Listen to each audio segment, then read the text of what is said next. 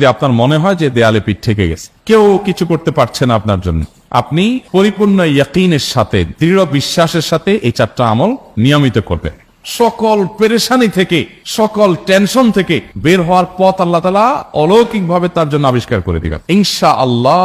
গুলি মিস হতে পারে, আপনার দোয়া মিস হবে না। আমি এমন এক ভয়াবহ বিপদে আছি যা থেকে উত্তরণের কোনো পথ আমার সামনে খোলা নাই। এমন কোন আমল শিখিয়ে দিবেন যে আমলের মাধ্যমে এই ভয়াবহ বিপদ থেকে আমি রক্ষা পেতে পারি। ভাইরা আমার, এই ধরনের প্রশ্ন আমাদের কাছে অহরহ আসে যে এমন বিপদে আছেন যে বিপদ থেকে আসলে রক্ষা পাওয়ার জন্য আপাত দৃষ্টিতে কোনো পথ উনি দু চোখে দেখতে পাচ্ছেন না, এক কথা দেয়ালে পিঠ থেকে গেছে। তো এইরকম পরিস্থিতিতে একজন ইমানদার আল্লাহ রাব্বুল আলামিনের কাছে তার এই সমস্যাকে তুলে ধরবার জন্য কয়েকটা আমল আমরা বলতে পারি, যে আমলগুলোর মাধ্যমে আল্লাহ তাআলা ওই অসম্ভবকে তার জন্য সম্ভব করবেন ইনশাআল্লাহ।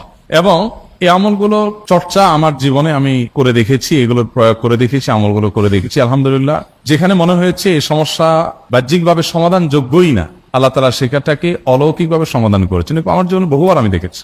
এরকম 4টা আমল আছে যেগুলো আমরা কোনো বিপদে পড়লে, নারী হোক, পুরুষ হোক, পারিবারিক হোক, আর্থিক হোক বা নিরাপত্তা সংশ্লিষ্ট হোক, যে কোনো সমস্যা হোক, যদি আপনার মনে হয় যে দেয়ালে পিঠ থেকে গেছে, কেউ কিছু করতে পারছে না আপনার জন্য, আপনি পরিপূর্ণ ইয়াকিনের সাথে, দৃঢ় বিশ্বাসের সাথে এই 4টা আমল নিয়মিত করবেন।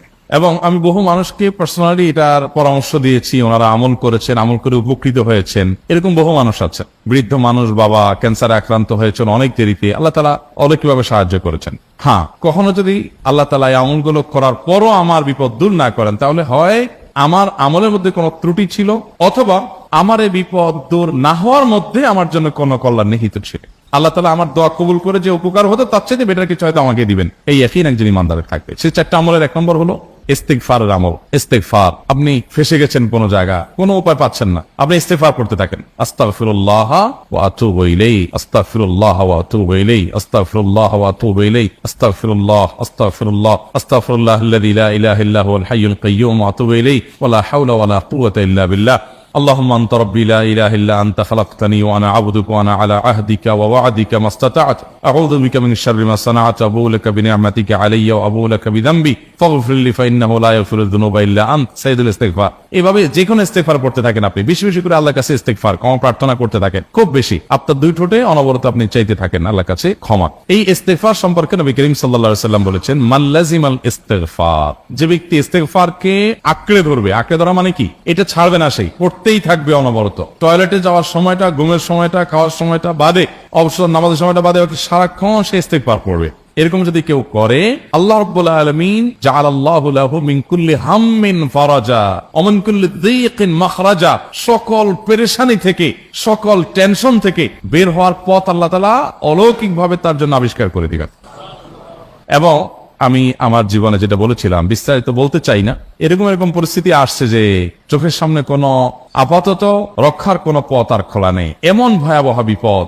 ইস্তিগফার করতে করতে এমন ভাবে আল্লাহ তাআলা সাহায্য করেছেন যে এটা কল্পনা করলেও মনে হয় যে স্বপ্নের মতো। কিভাবে এখন এই লোক এই জায়গায় আসলো আমার সাহায্যের জন্য, এই লোক তো এটা এই জায়গায় আসার কথা না, ঠিক উনি এসে হাজির হয়ে গেলেন এবং উপকারটা, আমার সমাধানটা হয়ে গেল সমস্যা। তো আলহামদুলিল্লাহ, বহুবার আমি পরীক্ষা করেছি, আর আমার পরীক্ষার 2 পয়সার দাম নাই। হাদিসে বলা আছে, গ্যারান্টি দেওয়া আছে, আমার পরীক্ষা করলি কি না করলি। তাহলে একটা আমল হলো কি, ইস্তিগফার। সব সময়ের জন্য এটা কন্টিনিউয়াস করবেন, আর এমনি অবসর সময় ইস্তিগফার করবেন। আরবদের মধ্যে সৌন্দর্য আছে, তারা বিভিন্ন ডাক্তারের ওয়েটিং রুমে বা বিভিন্ন জায়গায় মানুষ যেখানে অপেক্ষা করে পাবলিক প্লেস গুলোতে লিখে রাখে ইস্তিগফার করুন, হাইওয়ে গুলোর পাশে লেখা থাকে ইস্তিগফার করুন, এবং তারা আসলে একটু পরপর দেখা যায় ইস্তিগফার করে। ভালো মন্দ গুণ সবার মধ্যে আছে, তাদের এই ভালো গুণটা আছে, ইস্তিগফার বেশি বেশি করা। আমরা ইস্তিগফার সচরাচর এইভাবে অনবরত অবসর সময় করার অভ্যাস অনেকের মধ্যেই নাই, আমরা এটা চালু করবো ইনশাআল্লাহ। বিশেষ করে যখন কোনো সমস্যা হবে, তখন ইস্তিগফার চলতে থাকবে মুখে অনবরত, ধীরে ধীরে মহব্বতের সাথে নিজেকে, নিজের পাপ অপরাধগুলোর কথা স্মরণ করে আল্লাহর কাছে মাফ চাইতে থাক, পেরেশানি দূর হবে ইনশাআল্লাহ। 1 নাম্বার 2, দুরূদ।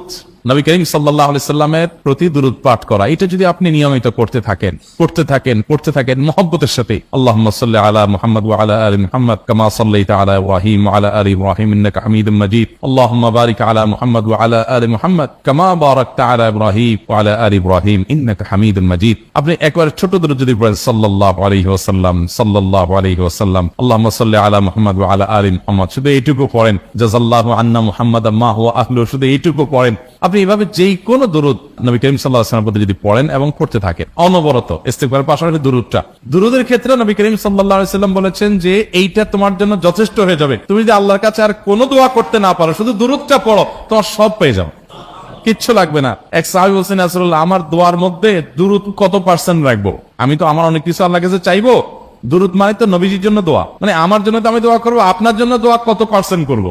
1/3, 1/4, তারপরে হাফ, এবার বিভিন্ন পার্সেন্টেজ বলছিলেন তিনি। নবী করিম সাল্লাল্লাহু আলাইহি ওয়াসাল্লাম বলেছেন যে হ্যাঁ, এর বেশি করতে পারলে আরো ভালো, আরো ভালো। তো ভদ্রলোক এর বেশি, ওই সাহাবী রাদিয়াল্লাহু তাআলা আনহু, তিনি এর বেশি বাড়াতে বাড়াতে বাড়াতে বাড়াতে একটা পর্যায়ে বলছেন যে আমি সব দোয়া আপনার জন্য করি। নবী করিম সাল্লাল্লাহু আলাইহি ওয়াসাল্লাম বলেছেন তাহলে তোমার আর কোনো দোয়াই করতে হবে না, এর মধ্যে সব দোয়া চলে আসবে। কারণ আপনি যদি বলেন আল্লাহ আপনার নবীর প্রতি আপনি রহমত নাজিল করেন, আপনার নবীর প্রতি আপনি শান্তি নাজিল করেন, আপনি যেটা দোয়া করেন, তো আল্লাহকে আল্লাহর নবীর প্রতি আপনি রহমত নাজিল করতে বললে আল্লাহ তাআলা আপনার প্রতি রহমত নাজিল করবেন কি করবেন? আপনি কাউকে খুশি করতে চান, কার কাছ থেকে কিছু আদায় করতে চান, তার ছেলেটারে যদি হাদিয়া তোফা দেন, আদর যত্ন করেন, তো বাই ডিফল্ট অটোমেটিকলি ওই লোকের সিম্পেথি আপনার দিকে আসবেন, চোখ বন্ধ করে আসবেন। তো আল্লাহর নবীর জন্য যখন আপনি দোয়া করবেন, তখন আল্লাহ তাআলা আপনার মধ্যে রহমত নাজিল করবেনই, এটা নবী সাল্লাল্লাহু আলাইহি ওয়াসাল্লামের ওয়াদা।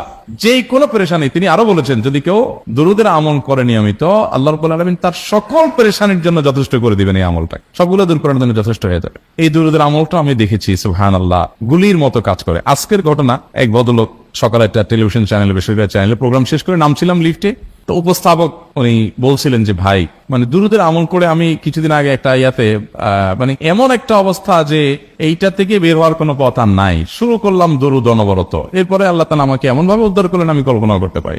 আলহামদুলিল্লাহ, এই আমলগুলো করে অনেক ভাইরা আমাকে অভিজ্ঞতা জানাইছেন যে আলহামদুলিল্লাহ তাদের অভিজ্ঞতা হলো কি খা। ওই যে বললাম, কখনো যদি আল্লাহ তাআলা আপনার দোয়া কবুল না করেন, তাহলে হয় আমার ত্রুটি আছে, আর না হলে আমার জন্য আল্লাহ তাআলা এর চেয়ে বেটার কিছু রেখেছেন, আমি সেই ইয়াকিন রাখবো ইনশাআল্লাহ।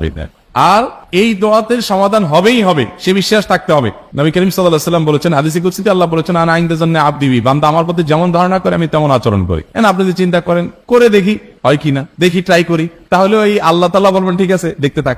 আপনি যদি ইয়াকিন করেন যে না, নবী করিম সাল্লাল্লাহু আলাইহি ওয়াসাল্লাম যে বলেছেন, অতএব সেটা হবেই, আর আল্লাহ রাব্বুল আলামিনের কাছে আমি ওইভাবেই চাবো যে আল্লাহ দিবেনই, আমি নিয়েই ছাড়বো, ইনশাআল্লাহ গুলি মিস হতে পারে, আপনার দোয়া মিস হবে না। ওই ইয়াকিন, ওই ঈমান আমার মধ্যে আনতে হবে, চেষ্টা করবো তো ইনশাআল্লাহ। তাহলে দুইটা আমল হলো, ইস্তিগফার আর দুরূদ। 3 নম্বর আরেকটা আমল হলো দোয়া ইউনুস।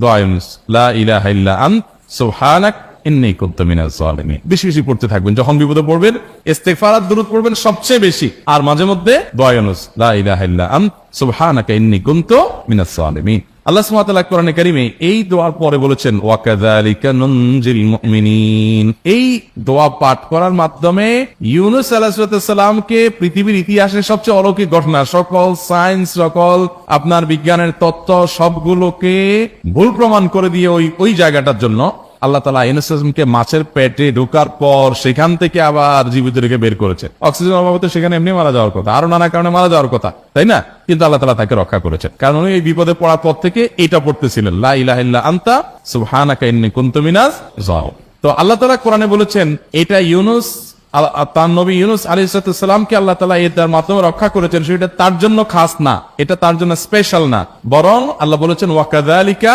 নুনজিল মুমিনিন, এটা দিয়ে আমি তাকে রক্ষা করেছি, একই ভাবে ঈমানদারদেরকেও এটার মাধ্যমে রক্ষা করব। এটা বড় অস্ত্র পেয়ে গেলাম। দোয়া ইউনুস বেশি বেশি পড়বেন ইনশাআল্লাহ, লা ইলাহা ইল্লা আনতা সুবহানাকা ইন্নী। আমার দেশে আবার দেখা যায় বিপদ হয়ে গেলে তখন হুজুর মনে করে যে ভাই আপনারা সবাই মিলে এটা 1 লাখ বার পড়ে দেন, 100 লাখ বার পড়ে দেন, টাকা দিমু আপনারা পড়ে দেন। আপনারটা আপনি পড়বেন ভাই, হুজুরদের কাছে দোয়া চান সমস্যা নাই, আর হুজুরদেরকে হাঁটায়া টাকা দিবেন করে, এমনি টাকা দিবেন না দিয়া। আর এই দোয়া নিজে নিজে করতে থাকবেন। ইউনুস আলাইহিস সালাম ওই সময় কি লোক ঠিক করছিলেন যে ভাই আপনারা সবাই দোয়া ইউনুস পড়েন, আমি গেলাম, আমি মাছের পেটে গেলাম, আপনারা বসেন সবাই দোয়া ইউনুস পড়া দেন, করছেন উনি? ওনারটা উনি করছেন, তো আপনারটা আপনি শুরু করবেন দোয়া ইউনুস না। 4 নম্বর আমল হলো ইয়া যাল জালালি ওয়াল ইকরাম। এটা বেশি বেশি করে পাঠ করবেন। নবী করিম সাল্লাল্লাহু আলাইহি ওয়াসাল্লাম বলেছেন, আলিজু বিয়াজাল জালালি ওয়াল ইকরাম। ইয়াজাল জালালি ওয়াল ইকরাম, এইটাকে তোমরা আঁকড়ে ধরবে। ইয়াজাল জালালি ওয়াল ইকরামের মানে কি? এটা আল্লাহকে ডাকা, আর কিছু না। এবং হাদিসে বর্ণিত দোয়া, এটা মাসনুন দোয়া। ইয়াজাল জালালি ওয়াল ইকরাম মানে হে মহা ক্ষমতার অধিকারী, প্রতাপশালী এবং সম্মানের মালিক। এটা বলার মানে হলো আল্লাহর কাছে নিবেদন করা, যেহেতু আপনার প্রতাপ আছে, আপনার জালাল আছে, আপনার বড়ত্ব আছে, এই বড়ত্বের অধিকারী এবং হে সম্মানের অধিকারী, আপনার যদি এটা আছে, অতএব হে আল্লাহ আপনি আমাকে এটা দান করুন, আপনার সেখান থেকে আমার প্রতি রহম করুন, আপনার সেখান থেকে আমাকে, আপনার বড়ত্ব থেকে আমাকে আপনি হেফাজত করুন, আপনার একরাম থেকে আমাকে আপনি, তা দিয়ে আপনি আমাকে রহম করুন। তো সেই দোয়া আল্লাহ তাআলার কাছে নিবেদন করতে পারে, ইয়া যাল জালালি ওয়াল ইকরাম। এর পাশাপাশি তাহাজ্জুদের নামাজ এবং যে কোনো নফল নামাজ। কারণ নবী সাল্লাল্লাহু আলাইহি সাল্লাম ইজা হাযাবাহু আমরুন সাল্লা, নবীজি সাল্লাল্লাহু আলাইহি সাল্লামের কোন পেরেশানি শুরু হলে আগে ওযু করে 2 রাকাত নামাজ পড়তেন, ওযু করে 2 রাকাত নামাজ পড়তেন। আমাদের যখন পেটে ব্যথা শুরু হয় আগে কার কথা মনে পড়ে? ডাক্তারের কথা মনে পড়ে। যখন গায়ে জ্বর আসে সবার আগে মনে পড়ে কিসের কথা? নাপা, নাপা, ঠিক না? জ্বর আসছে গায়ে, সবার আগে আমরা কি চিন্তা করি? নাপা। নাপা আপনি চিন্তা করেন, খান, নিষেধ না তো, ওষুধ গ্রহণ করা সুন্নত, নবী সাল্লাল্লাহু আলাইহি সাল্লাম নির্দেশ করেছেন ওষুধ সেবন করতে, আপনি করেন, ভালো কথা। কিন্তু ইমানদার সবকিছুর আগে ব্যথা আসছে, তাহলে ব্যথার জন্য একটা ওষুধ দোয়া শিখেছেন, দোয়াটা আগে করবে, পাশাপাশি ওইটা করবে, এলো ইমানদারের কাজ। আমরা আজকাল ইমান থেকে অনেক দূরে সরে গেছি। আল্লাহ আমাদের সেই ইয়াকিন দান করুন। তাহাজ্জুদের সময় দোয়া অনেক বেশি দোয়া কবুল হয়। তাহলে 4টা আমল ইনশাআল্লাহ আপনাকে এই ভয়াবহ বিপদ থেকে উদ্ধার করার জন্য সাহায্য করবে ইনশাআল্লাহ। সে ইয়াকিন নিয়ে করবেন। সেই সাথে as-সাদাকাতু তারদুল বালা, দান সাদাকা করা, অন্যান্য যে আমলগুলো আছে টুকটাক সেগুলোর সাথে সাথে চালানো। বাকি এই 4টাকে বেসিক্যালি একটু জোরালো ভাবে করতে থাকে।